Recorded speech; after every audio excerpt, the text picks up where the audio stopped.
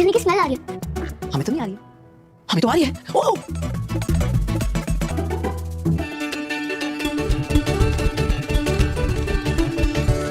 आप लोग रिसेप्शन का काम संभालिए। पक्का? हाँ जी, वो तो हमें बुला देना। ओके।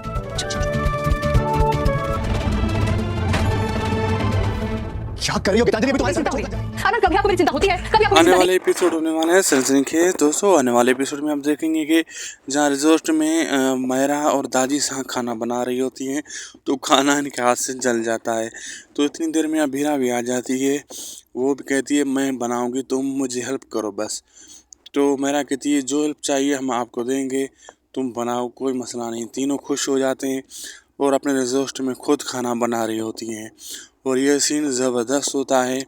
और उधर दूसरी तरफ गीतू, अंजलि और अरमान भी एक दूसरे पे चिढ़े होते हैं। अब आगे देखना मज़ेदार होगा क्या क्या होने वाला है। वीडियो चलेगी तो लाइक करें, शेयर करें, सब्सक्राइब करें। मिलते हैं आपसे अगली वीडियो में।